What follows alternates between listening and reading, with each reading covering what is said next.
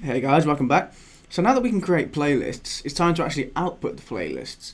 And all we're going to do on this page is just a query that goes to the database, goes to our playlist table, and selects all the playlists where the owner is the user logged in. To execute that query, it means we need to have access to the user logged in on this page. At the moment, we don't have that, because if you look at the header.php, we create this here, right? So we have the username of the user logged in here, and we use that to create this JavaScript variable. And then what we do, in the included files, we open the page, and in this open page function, you'll see it has this user logged in variable here. So on this page, we have access to this username through JavaScript. So we have a JavaScript variable of user logged in, but we don't have the PHP variable yet, so our PHP can't use it. Because like I said, our header file has it, but then this page in the middle is loaded through Ajax. It's a completely separate page. So this page knows nothing about the header file, which includes these two. This page in the center is completely separate. So we need to pass the username of the user logged in into this Ajax call. And that's really, really simple. Just go to included files.php and we can do it right here. I said that our open page function passes user logged in into the URL because this open page function loads URL. Right, so we can just retrieve it from the URL using the get variable.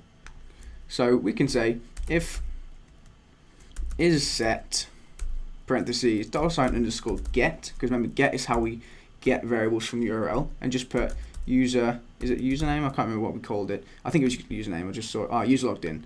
So change that to user logged in like that, and then we can just say user logged in equals. And rather than just setting it to be the username right here, we're going to go ahead and create a new user object. So new user, and pass in con, which comes from this config file, our connection variable to the database.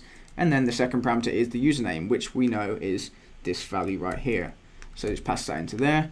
And that's great. Our pages can now access this user logged in object.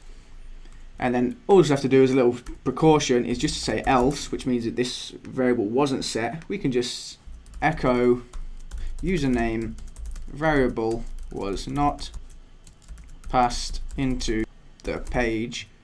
And if you want to, just to help you out, you can even say check the open page JavaScript function. This is just an error message to help you out. So you don't have to do something like this, but it's worth doing, especially when you're setting everything up to start with. In case things go wrong, you know exactly what the issue is there. If you don't output this, it will just mean you have to do a little bit more investigation to find out what the problem is. And I've just realized to put a dot there instead of a semicolon. So when I refresh the page, you should see no difference if we've done this right. And I've just realized we didn't actually create a user class yet. And that's because we haven't actually had to do any operations that depend on the user's username. So we can create that now then, because everything we've done up to this point has just been completely independent from the user logged in. So we can go ahead and create that user class right now then. We can just save it as user.php, but save it in the includes classes, and in here, capital U on user.php like that. Alright, and just open your PHP up, and if you want to, you can just copy any of these. So I'll just copy this account class if you want, and paste it in there. So just paste it all. And if you're going to paste it, don't forget to change this to user. Don't forget to rename the class, okay? And get rid of everything except from the constructor. So get rid of all of that. So we're left with just a constructor. And in this occasion, we have this error array that we don't need, and get rid of it at the top there. So this is our user class. We do want to pass a username into this. So this will just be username like that. And we can just create a private variable at the top for username, which we can set right here in the constructor. This username, which refers to this one up here, equals username like that. Okay, because in our included files, we passed in the username as the second parameter, a connection variable and a username, connection variable and a username. So that's it. There's our user class. And the reason I forgot we included it is because in my other course to do with creating a social media website, we use this user logged in object all the time. So I kind of expected us to have had it, but we didn't actually have it yet. So let's refresh the page. The error should go away, which is, we haven't included it. That's why. And we're going to just copy one of these includes in this included files.php. So copy one of those and stick it up the top here, right underneath config. And the reason we're putting it first, so change that to user.php.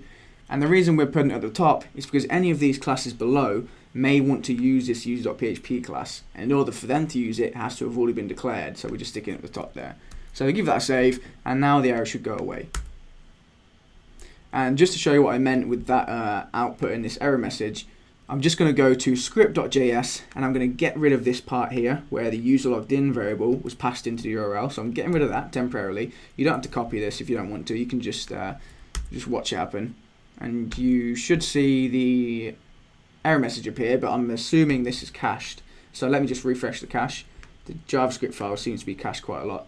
So I'm empty cache, hard reload, and yeah, you see this string up here.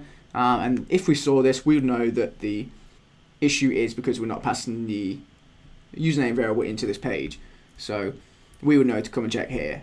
And just as another precaution, we can prevent the rest of the page from loading just by sticking exit underneath this. So if the username was not passed in, just exit, and that means just don't do anything else, don't load anything else, which means if I refresh the page now, you'll see the rest of the page doesn't even get loaded. Okay, so I'm gonna go back to script.js and just put the username back in there just so we get rid of that error, and then refresh the page and the error should go away.